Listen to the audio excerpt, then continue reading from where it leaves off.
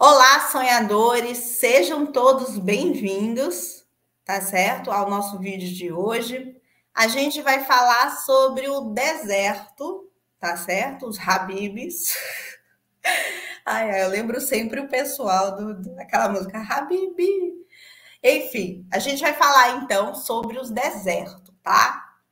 É um elemento que não é tão comum aparecer nos sonhos, mas quando ele aparece, ele é extremamente importante, que a gente não pode deixar passar, tá entendendo?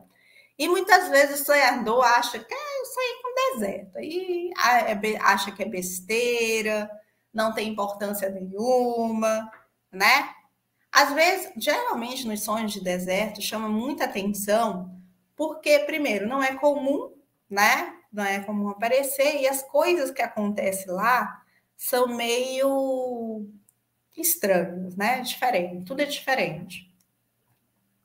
Bom, a maioria das pessoas, quando elas olham para esse elemento do deserto, a primeira coisa, vamos lá, vamos falar da interpretação da internet.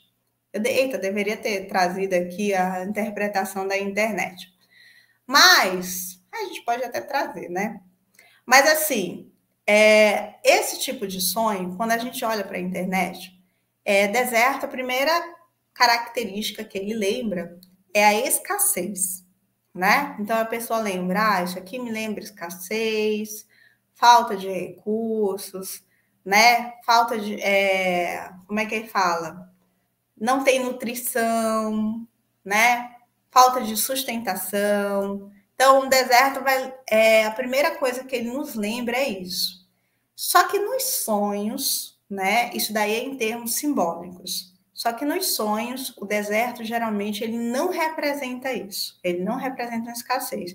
É um dos símbolos mais assim de erro, vamos dizer assim, de interpretação simbólica, é esse aí. Até porque nos contos de fadas, realmente o deserto ele está associado a um símbolo de escassez também. Quando a gente vê na interpretação dos contos, ele é associado a também um símbolo de escassez. Então, nos sonhos, ele não está ligado à escassez. Não é a primeira interpretação simbólica que a gente dá para ele. Então, o deserto ele representa o quê? Ele vai representar exploração.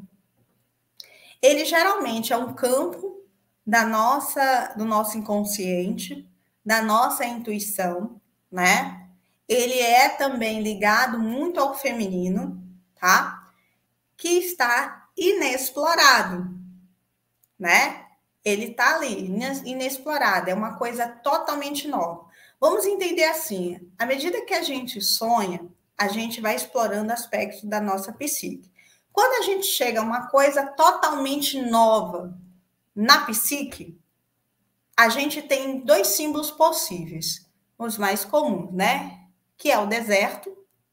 Então, não é por isso que ele não é tão constante. Por quê? Porque quando ele aparece, ele é um símbolo de inexploração. Olha, isso aqui é inexplorado, isso aqui nunca foi explorado. Você está adentrando num campo novo da sua psique aqui, totalmente nova, né? Inabitada, ok? Ou a gente lida com a neve. Então, por isso que também a neve, ela, às vezes, aparece, porque por mais que ela seja um aspecto masculino congelado, vamos dizer assim, ela é também um campo novo da psique. E aí vai variar se o sonhador é do sexo masculino ou do sexo feminino. Porque, por exemplo, vamos agora refletir como é que a coisa acontece. Se eu sou mulher, chego na neve, esse símbolo para mim ele é feminino e a neve é um símbolo masculino. No masculino, ele é um congelamento. No feminino, é uma intuição, né? É uma abertura de uma intuição, de um aspecto do meu sagrado feminino que ainda estou começando a explorar. Agora, se eu mudo para o sonhador masculino, eu tenho um homem, aparece um deserto, aparece um deserto. Esse campo é feminino ou ele é masculino? Vai variar. Ele pode ser um aspecto masculino dele, entendeu? de acordo com a personalidade dele, é um aspecto masculino que está inexplorado ali, mas que ele já movimenta aquela energia. É Yang. E o feminino dele ser a neve, o Yin, sabe? Então, a gente tem que... Então, esses são símbolos de inexploração, né, daquilo que é inexplorado, um campo novo, mas que podem ser invertidos de acordo com o sonhador, tá? E é por isso que, às vezes, eles são complementares.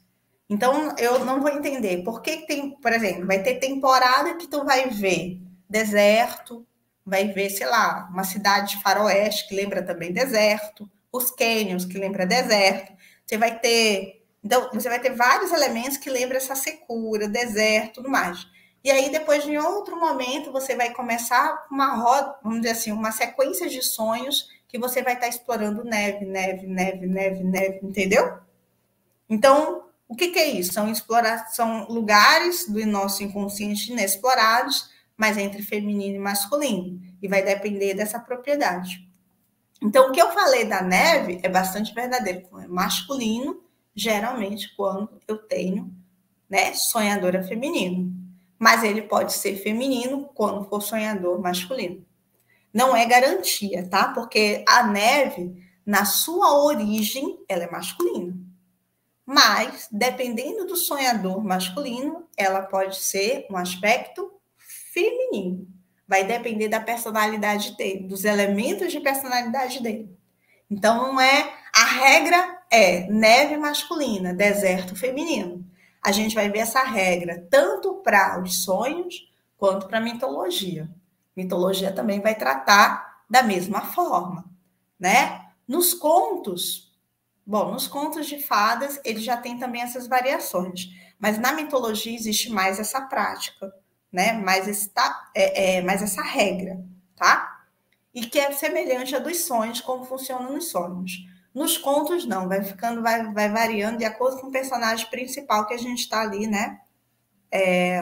Analisando em conjunto, tá? Se é um protagonista masculino ou feminino, tá? E aí... E nos sonhos, ele é deserto, elemento feminino, neve, elemento masculino.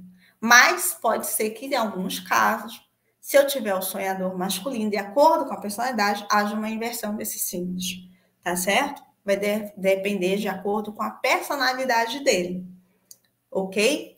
Nos contos, né? Nos contos, fica melhor associado isso quando a gente fala, por exemplo, príncipe solar, príncipe lunar.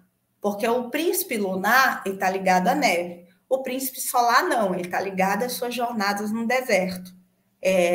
Na quentura, na seca, entendeu? E o lunar não, a neve, ao frio, aquela floresta gelada, entendeu? Então, por exemplo, um príncipe lunar, a gente tem o príncipe, acho que é Adam, né? Que é aquele da Bela e a Fera, que é a Fera, na verdade, né? Ou é príncipe Philips? Não, acho que é Adam.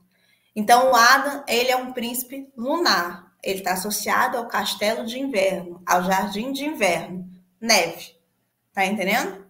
Então, a gente tem características, fica mais fácil para entender. Então, se o sonhador ele tiver características lunares, vamos dizer assim, né? Então, essa neve, ela representa seu aspecto masculino forte, masculino, né? E o deserto vai ser feminino. Mas se o homem não é um lunar, não tem características lunar, né? Introspectivo, ele for diferente, ele vai ter o símbolo totalmente invertido. Aí o yin feminino vai ser a neve, tá? E o masculino dele vai ser o deserto. Então, a gente vai variar de acordo com a personalidade do sonhador, tá certo? Então, sonhadores, é sobre isso, tá? Espero que vocês tenham gostado. Se vocês tiverem alguma dúvida, porque também não é tão simples assim, eu queria tanto que a interpretação de sonhos fosse simples, mas não é, né? Em alguns aspectos não é tão simples. Vocês deixam nos comentários suas dúvidas, tá? Então, lembre-se de inscrever no canal, deixe o seu like se você gostou do vídeo, tá certo? Não esqueçam de me seguir no Instagram, aqui, ó, Patrícia, opa, para cá, olha para cá, Patrícia Mesquita Sonhos, tá certo? E até a próxima.